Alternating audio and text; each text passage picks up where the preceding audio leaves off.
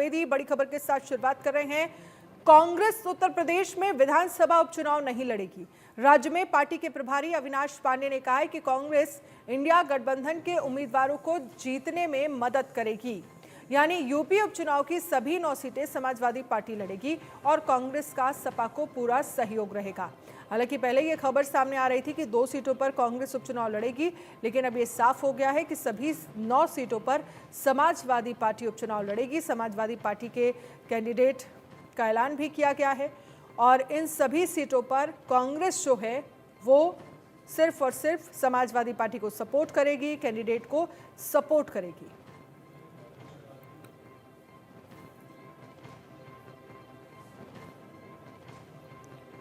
अखिलेश यादव का x post सामने आया है। उन्होंने एक्स पर क्या पोस्ट किया है, देखिए। हमने ये ठाना है, संविधान आरक्षण सौहार्द बचाना है, बापू बाबा साहेब लोहिया के सपनों का देश बनाना है। बात सीट की नहीं, जीत की है। इस रणनीति के तहत इंडिया गठबंधन के संयुक्त प्रत्याशी सभी 9 सीटों पर समाजवादी पार्टी के चुनाव चिन्ह साइकिल के निशान पर चुनाव लड़ेंगे। कांग्रेस और समाजवादी पार्टी एक बड़ी जीत के लिए एकजुट होकर कंधे से कंधा मिलाकर साथ खड़ी है। इंडिया गठबंधन इस उपचुनाव में जीत का एक नया अध्याय लिखने जा रही है। कांग्रेस पार्टी के शीर्ष नेतृत्व से लेकर बूथ स्तर तक के कार्यकर्ताओं के साथ आने से समाजवादी पार्टी की शक्ति कई गुना बढ़ गई है। इस अभूतपूर्व सहयोग और समर्थन से सभी 9 विधानसभा सीटों पर इंडिया गठबंधन का एक-एक कार्यकर्ता जीत का संकल्प लेकर नई ऊर्जा में से भर गया है। ये देश का संविधान, सौहार्द और पीडीए का मान सम्मान बचाने का चुनाव है। इसीलिए हमारी सबसे अपील है कि एक भी वोट ना घटने पाए, एक भी वोट ना बंटने पाए। देश हित में इंडिया गठबंधन की सद्भाव भरी ये एकता और एकजुटता आज भी नया इतिहास लिखेगी और कल भी। ये एक्स पर अखिलेश यादव की तरफ से पोस्ट किया गया है।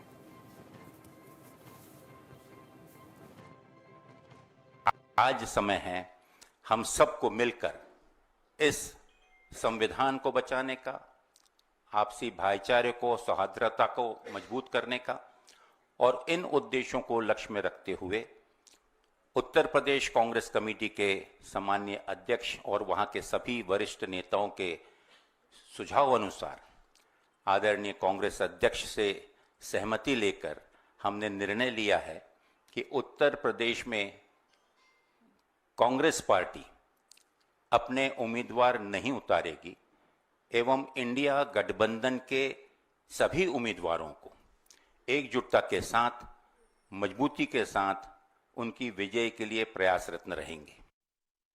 कांग्रेस मुक्त का नारा भारतीय जनता पार्टी ने दिया था, लेकिन उसको उत्तर प्रदेश में साकार कराने का काम अखिलेश यादव जी कर रहे हैं।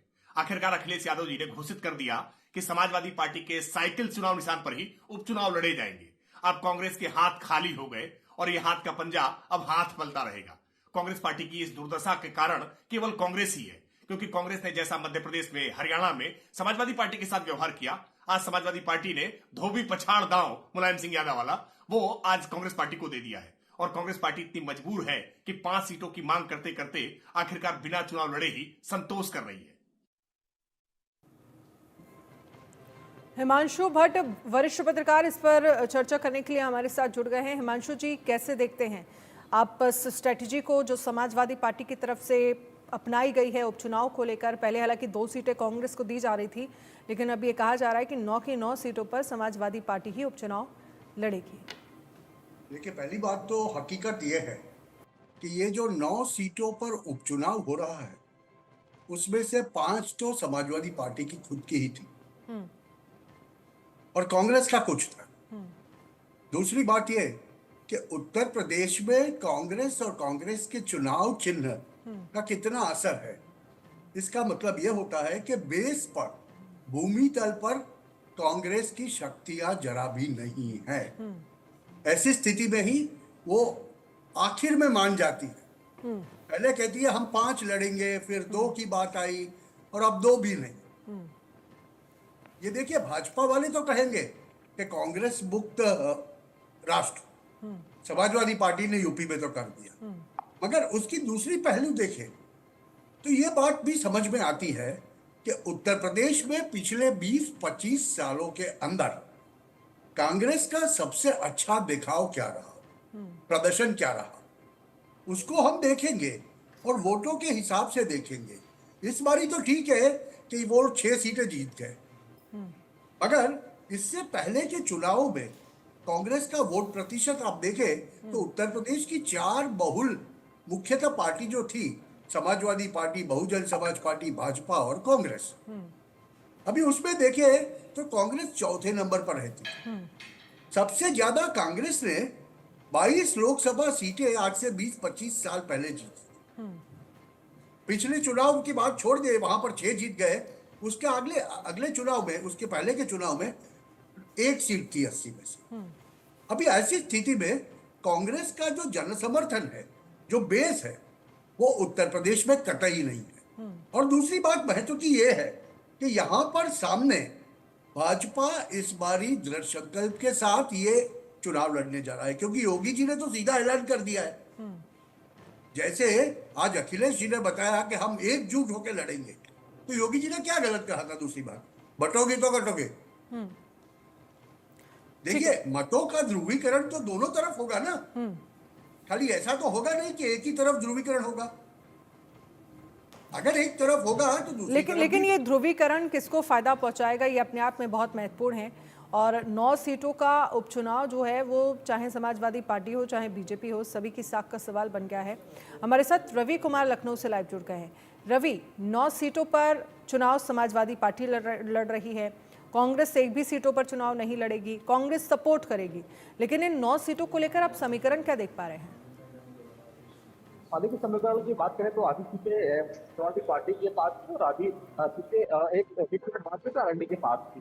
तो निश्चित तौर पर अगर हम बात करें तो जिस तरीके से पूरे 9 सीटों को लेकर अभी की तारीख की घोषणा हुई है, और उन तारीखों की घोषणा के साथ वही अब जो अपना प्रत्याशी के नामों का ऐलान भी करीब करीब हो गया है। तो बीजेपी ने भी अपने नामों का ऐलान करके हालांकि समाज पार्टी को बनाने के लिए अभी चीजें चल रही है। लेकिन अगर हम बात करें समाजवादी पार्टी कांग्रेस को लेकर, तो लगातार लोकसभा चुनाव में पहले जो स्थिति थी वही स्थिति एक बार फिर चुनाव के पहले भी नजर आने लगी। और अगर हम बात करें तो जिस तरीके से लगातार कांग्रेस के लोग 5 सीटें मांग रहे, फिर 4 सीटें में बात हुई, फिर उसके बाद फिर पता जानकारी सामने आई कि 2 सीटें देने पर आती, फिर एक पूर्व सीट को लेकर अभी कांग्रेस पार्टी दबाव बनाने लगी।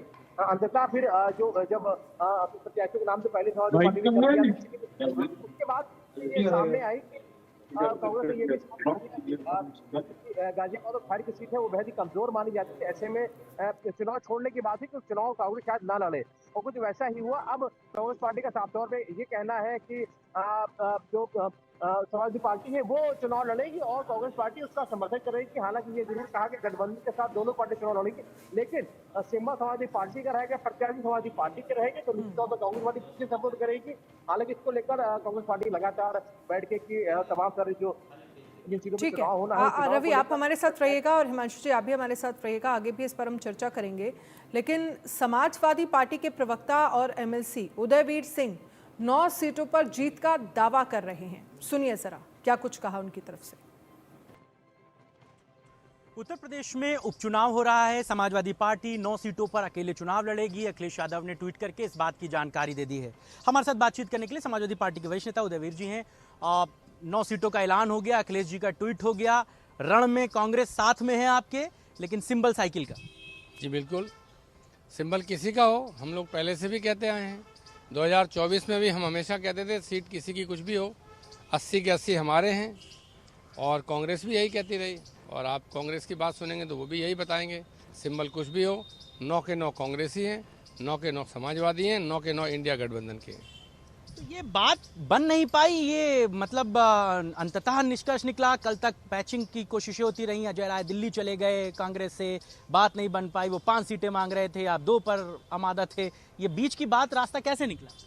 नहीं, ऐसा है कि कोई भी प्रदेश अध्यक्ष अपने राष्ट्रीय अध्यक्ष, राष्ट्रीय नेता से मिलने जाएगा, इसमें न्यूज़ क्या है?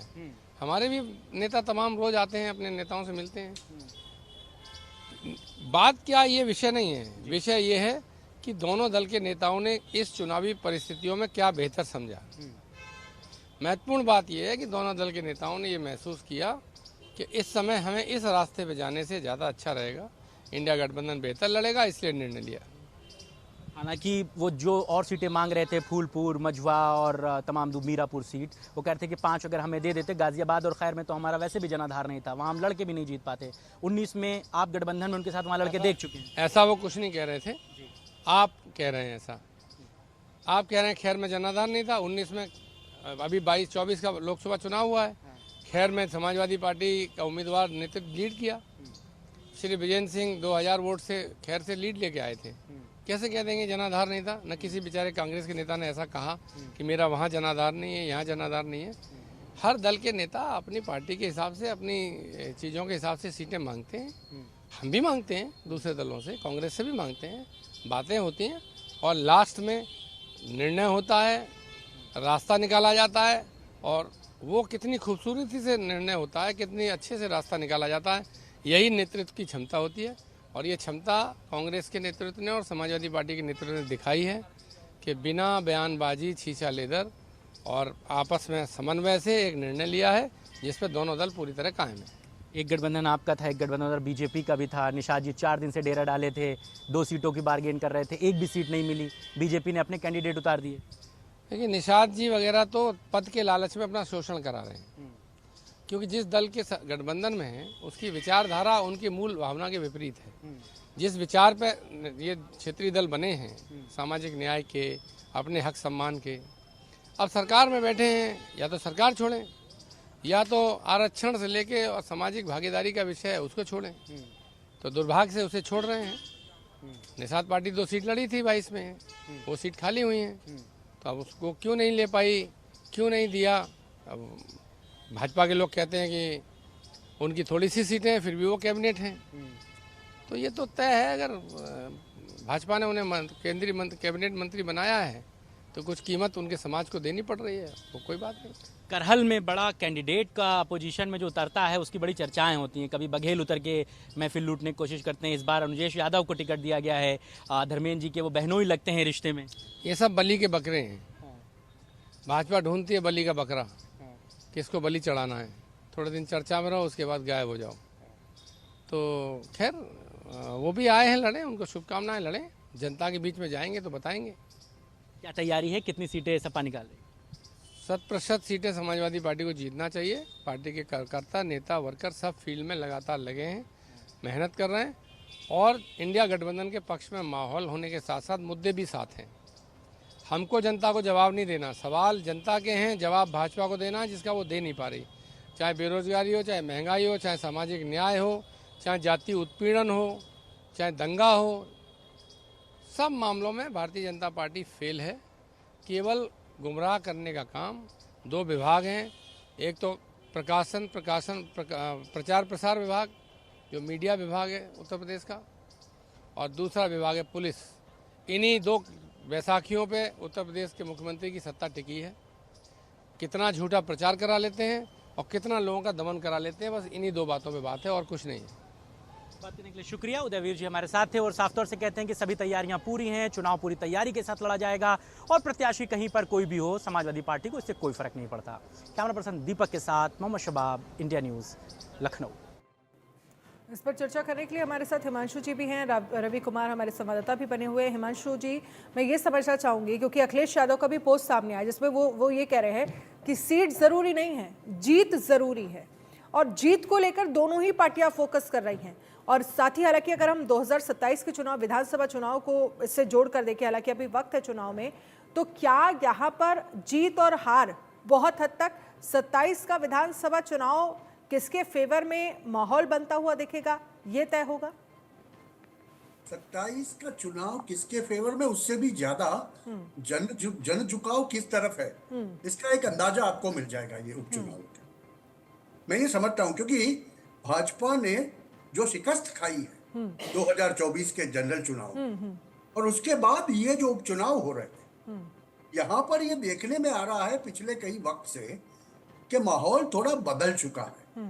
क्योंकि ये जो समाजवादी पार्टी कांग्रेस का जो गठबंधन था वो इतनी ज्यादा सीटें जीत गया लोकसभा के अंदर, उसके पीछे कहीं ना कहीं एक दलित ध्रुवीकरण था कि दलित वोट जो मायावती की पार्टी को मिलना चाहिए था वो वहां नहीं गया। वो वोट कहीं ना कहीं जाके यहाँ समाजवादी पार्टी और कांग्रेस के उम्मीदवार, और उसकी वजह से ये पलड़ा बदला। मगर 2024 के उपचुनावों में ये चीजें देखने को मिल रही, और इसीलिए शायद योगी जी का ये जो विधान था ना, बंटोगे तो कटोगे, उसका असर हमें देखने को मिल रहा है। अभी ये तो वक्त ही बताएगा कि ये उपचुनाव होंगे और उसके नतीजे आएंगे, उस पर से पता चल जाएगा। क्योंकि ये 9 में से भाजपा की तो खाली 2 ही सीटें थी, बाकी 7 में से 5 तो समाजवादी पार्टी की थी। अभी ऐसी स्थिति में भाजपा का दिखाव क्या रहेगा? भाजपा के अंदर योगी आदित्यनाथ की प्रतिष्ठा दाव पे लगी हुई ठीक है। दूसरी तरफ यादव जी भी कुछ छोड़ना नहीं चाहते, तो नेचुरल है कि 2027 के। चलिए हिमांशु जी, बहुत बहुत शुक्रिया हमारे साथ जुड़ने के लिए। रवि हमारे संवाददाता जुड़े, आपका भी बहुत बहुत शुक्रिया। इधर बीजेपी ने यूपी उपचुनाव के लिए 8 सीटों पर उम्मीदवारों की लिस्ट जारी कर दी है। खैर